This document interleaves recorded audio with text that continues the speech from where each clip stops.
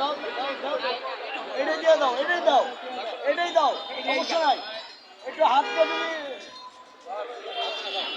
বাজার আসো, বাজার সামনে।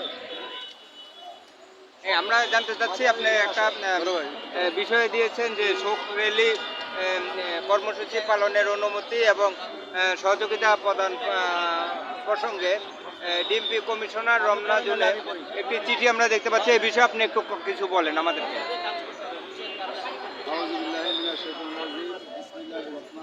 জোরে বলতে হবে, জোরে বলেন। হযরত গুলাব শাহ মাজার প্রাঙ্গণ হতে আমরা আগামী 14ই সেপ্টেম্বর রোজ শনিবার আমরা একটি বাংলাদেশে যতগুলো মাজার ভাঙচুর করা হয়েছে তার প্রতিবাদে আমরা শোক সভার একটি র্যালি আয়োজন করেছি। সময় দুপুর 2 ঘটিকা থেকে র্যালিটা বের হবে হযরত গুলাব শাহ মাজার হয়ে, প্রেস ক্লাব হয়ে, শাহবাগ হয়ে, টিএসসি মোড় হয়ে, যাতে শহীদ মিনার হয়ে হাইকোর্ট মাজার প্রাঙ্গণ থেকে শহীদ গুলাব শাহ মাজারে এসে সমাপ্তি ঘোষণা করব।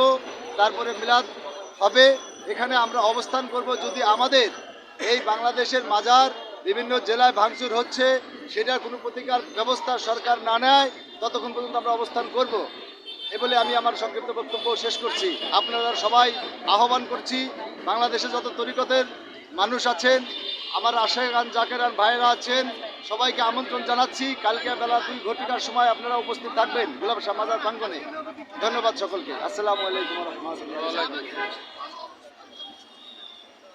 সবাইকে ধন্যবাদ বিষয়টি জানার জন্য।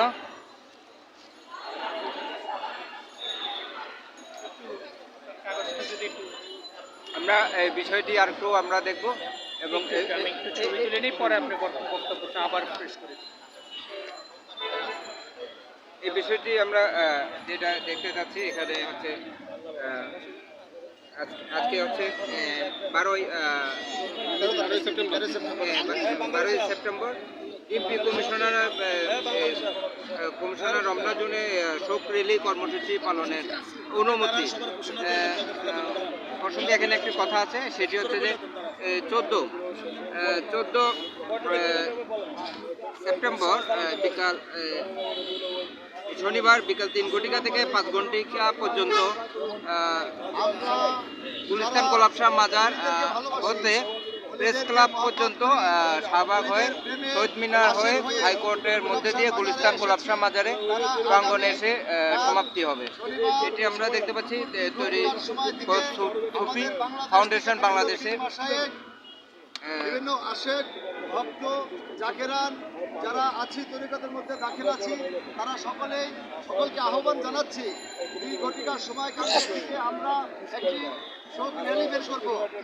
অলিদেরকে যা আক্রমণ করেছে, অত্যাচার করেছে, পাগল মস্তানকে চুল কেটে দেওয়া হয়েছে এবং বিভিন্ন জেলার মধ্যে অপকর্ম যারা তাণ্ডব লীলা ঘটাচ্ছে, এই তাণ্ডব লীলা যদি সরকারের কাছে আমরা আহ্বান করব অতি অবিলম্বে এই তাণ্ডব লীলাকে বন্ধ করতে হবে। আর যদি তাণ্ডব লীলাকে বন্ধ না করা হয় তাহলে তাদেরকে রায় দেওয়া হচ্ছে, উস্কানি দেওয়া হচ্ছে, এটা আমরা মনে করে নিব।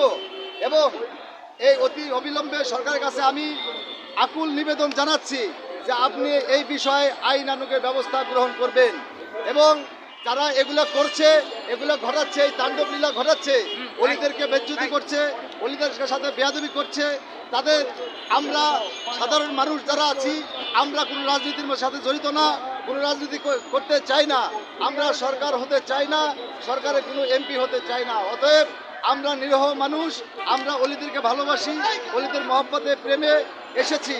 আমরা আপনাদেরকে জানাইতে চাই যদি অবিলম্বে এই তাণ্ডব লীলা যারাই ঘটে রাখলো তারা সন্ত্রাসবাদী, তাদেরকে আমরা নিন্দা জানাচ্ছি, তাদেরকে কঠিনভাবে নিন্দা জানাচ্ছি এবং তাদেরকে বন্ধ করতে হবে সরকারের সমস্ত প্রশাসন পক্ষ থেকে। আমি প্রশাসন ভাইদেরকে বলবো, army, police, BDR, BGB, RAB, NSI, তাদেরকে সাংবাদিক ভাইরা যারা আছেন মিডিয়ার পক্ষ থেকে আমাদের যে এতগুলো মাজার ভেঙেছে বাংলাদেশের মধ্যে, কোনো প্রতিক্রিয়া আমরা কোনো মিডিয়ার মাধ্যমে পাচ্ছি না। কেন?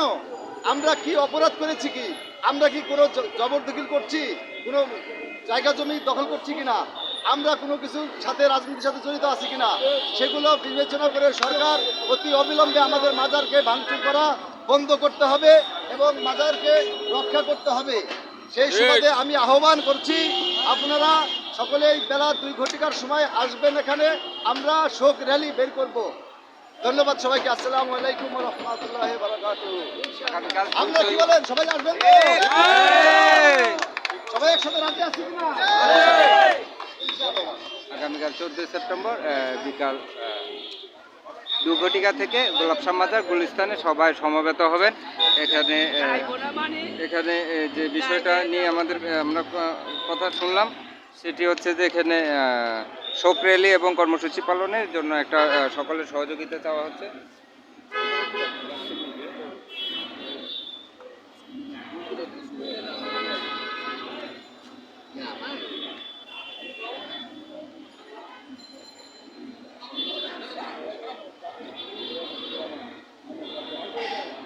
আমরা দেখতে পাচ্ছি যে সুফিবাদ আসলে আমাদের তথা অলি আউলিয়ার যে মাজার দরগা, এটা প্রতি ভক্তদের যে তাদের আশা আকাঙ্ক্ষার প্রতিফলন যে মাজার দরগা,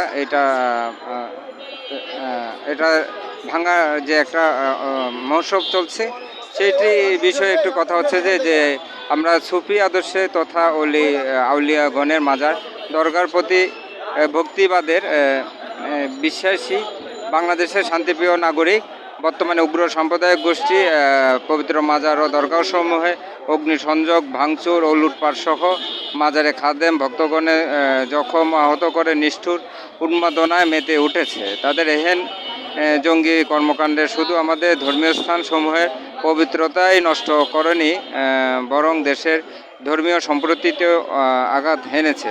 এমনকি সুফিবাদে বিশ্বাসী এদেশে আনুমানিক 4.5 কোটি ভক্ত ও তাদের পরিজনের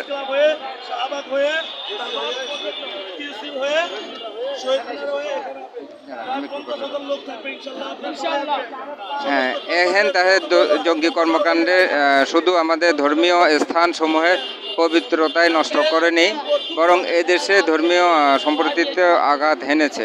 এমনকি সুফিবাদে বিশ্বাসী এদেশে আনুমানিক 4.5 কোটি ভক্ত তাদের পরিজনের ধর্মীয় অনুভূতি ও হৃদয় গভীরে ক্ষতের সৃষ্টি করেছে। ফলে আউলিয়ার মাজার ভাঙচুর করার কারণে আমরা আউলিয়ার আশেকানগণ সবাই শোকাহত। তাই আমরা এই শোক র্যালি করতে চাচ্ছি। শোক র্যালি আগামী 14/9/24 তারিখ রোজ শনিবার বিকাল 3টা হতে 5টা পর্যন্ত গুলিস্তান গোলাপশাহ মাজার হইতে প্রেস ক্লাব হয়ে শাহবাগ হয়ে জাতীয় শহীদ মিনার হয়ে হাইকোর্টের সামনে দিয়ে গুলিস্তান গোলাপশাহ মাজার প্রাঙ্গণে এসে সমাপ্তি হবে।